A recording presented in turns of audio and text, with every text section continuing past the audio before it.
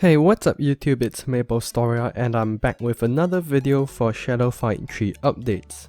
Now as you can see on the screen, we're back on Necky's Sketchfab 3D Forgers page, and they have uploaded a new animation a month ago during my examination period, which I haven't taken a look at. So let us check out the very new Dynasty agent right here. And it is a staff pick, so the animation has got to be good. Let's take a look at it.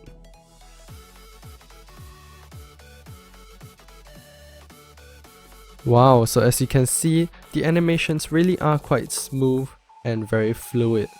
Now let me just pause it over here and let's take a look at what annotations that Necky may have for us.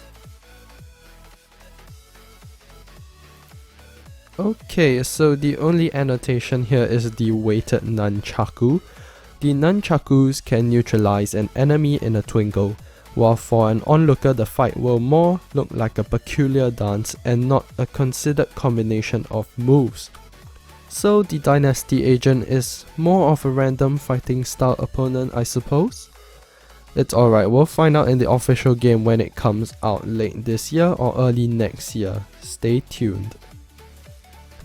So let's take a look at the static pose, and well, they chose this floating pose for the static pose, and I suppose we can change over to first person view to navigate. And let us zoom into the model over here and take a look at some of the details that Necky may have for this character. So the clothes do have some form of embroidery on them, which is always nice to see, and I'm not sure if that is the symbol of the Dynasty, but it sure looks like something you would associate it with. The nunchakus look basic, but I guess that's the look we're going for over here. So I've read a few of these pages and I've decided to put together a theory on the backstory of Shadow Fight 3. Let's take a look at each of these individual characters' description. We have the Iron Beaks Adept, the Dynasty Agent, the Legion Squad Commander, and the Dynasty Guard. Let us start with the Dynasty agent. Over here you can see that the martial style, well I suppose the martial arts style of the Grey Dragon School, one of Whitegate City's best, is characterized by its elegance and rapid blows. Most of the school's graduates continue as spies at the service of the Dynasty, successful in virtue of their skills of stealth and silent movement. So the Dynasty agents are very sneaky warriors, as you can tell from this description, and that tells us something about the Dynasty, which is that they prefer stealth. Let us head over to the Iron Beaks Adept. Over here you see that the Iron Beaks are Dynastians who took Kibo's side when she promised to make them heralds. Their combination of combat styles featuring Dynastians' acrobatics fused with Herald's use of katana swords is quite unique. The Iron Beaks have scored a number of confident wins at the preliminary stages before entering the 100 Schools tournament, which made them the most likely contenders to winning Whitegate City's principal competition. So the Iron Beak Adepts are people who came from the Dynasty and defected. I suppose they defected to Kibo, or maybe not. Maybe it's just a separate organization which Kibo is a head of, and this organization is called the Heralds.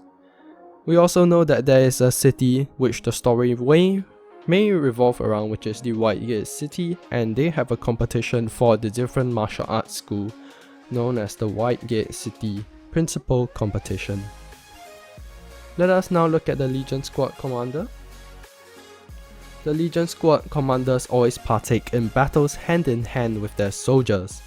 It often happens that rank and file legionaries elect their own head from among the most resolute and skillful warriors. Battle-hardened fighters, good tacticians, wise strategists, and true leaders in all, squad commanders are indispensable for the Legion's success. So we can tell from this description that the Legion may be a faction that likes to fight a lot, who knows. Let us look at the next character, the Dynasty Guard. The Dynasty Guards are recruited from among the best students of Whitegate City's School of Martial Arts.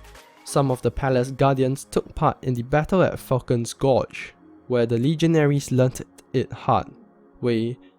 Well, I guess they meant where the legionaries learnt it the hard way, how quick the heavy blades of the guards' guandaos can be.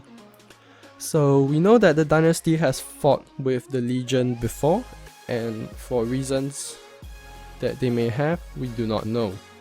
However, this could possibly mean that the Dynasty and Legion are at war with one another, and when we pick the game up, we may be able to choose which side to join. We'll find out in the official release as usual. So apart from the 4 characters descriptions, I've also chanced upon an article from Made with Unity. Now this article was on Shadow Fight Tree and it's by Neki itself, so I suppose it's quite a reliable source. Let us take a look at the description. Set decades after its predecessor, which is Shadow Fight 2, so it's many years after the events of which Titan falls to shadow. Set decades after its predecessor, this latest installment centers around the 3 main factions of Legion, Dynasty and Heralds, each divided by the struggle to survive in a world that has been flooded with shadow energy following the final events of Shadow Fight 2. So the dark energy from Titan escaped and flooded the world, I suppose. Shadow Fight 3 will provide a nail-biting mix of RPG and classical fighting action, along with an incredibly robust character customization system and dynamically generated quests. Oh, so according to this dynamically generated quest remark, I suppose we'll have an endless amount of quests that we can take on, maybe those such as the daily quests in the raids that we have in Shadow Fight 2 now. Players can look forward to fully personalizing their fighting style by collecting equipment, perks and special moves. Shadow Fight 3 will include features such as 3 playable factions. Aha! So, like what we guessed, the 3 playable factions can be the Brutal Legion, the Stealthy Dynasty or Deadly Heralds, each with their own unique history and fighting style. So I'm very excited to be able to choose one of these legions one day, and during my Shadow Fight 3 playthrough, I'll probably ask you guys which of the 3 factions I should join. Maybe when I finish the game for that faction, we can restart with the 2 other factions. Shadow Fight 3 also has hundreds of collectibles, so you can complete quests and purchase booster packs to collect legendary weapons, armor and perks. There are also limitless quests, so the limitless quest confirms what we suspect about dynamically generated quests. The limitless quest means you can embark on the epic main storyline or explore the world of Shadow Fight 3 through daily missions, online battles and dynamically generated quests. There is complete customization where you can combine weapons. Wow, this means we can fuse weapons together and get new ones. This should be exciting. You combine weapons, skills and shadow form techniques and master your own deadly fighting style. The shadow fighting mode is the new shadow form. So the shadow in Shadow Fight 3 hasn't totally disappeared from the game. In the so-called shadow form, which is essential part of each fight in the game, the player can use different shadow skills. So there are not many details about the shadow form yet, and I suppose we'll find out when the game is released. So I have compiled all these together and come up with this chart over here. Now it shows that the Legion, which is probably owners of the Whitegate City, it shows that Legion probably owns the Whitegate City, which is represented by the Golden Gate over here, and the Legion is at war with the Dynasty. So these two have fought in the Shadow Gorge battle, which we heard of earlier on, and the Legion and Dynasty could be enemies. Now, the descriptions that we read don't say much about the Heralds, but it does say that the Iron Beaks joined Kibo, who promised to make them heralds, so I'm guessing that the Iron Beaks and heralds are one and the same. And from what we've read, they can take part in Whitegate City's principal tournaments, so I'm guessing at the very least the heralds are not enemies with the Legion. In fact, the heralds could be a neutral party after all, since they defected, or not defected, they left the Legion to join Kibo, and maybe it could be that they do not want to participate in the war between the Legion and the Dynasty. Who knows? And I think I mixed up the diagram over here. Oops, sorry. The Dynasty and the Legion have swapped positions, so sorry about that, but you get the idea. So that's it for this video, guys. I hope you really enjoyed the updates of Shadow Fight 3 that I've brought to you.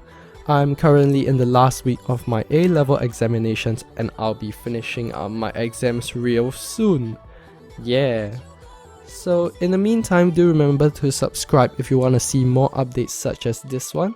And you can also check out some of my latest videos in the end cards below at the end of the video. As usual, music is in the credits of this video, so check it out if you do enjoy the music. I hope you liked this video and I'll see you guys again in the next one. Take care.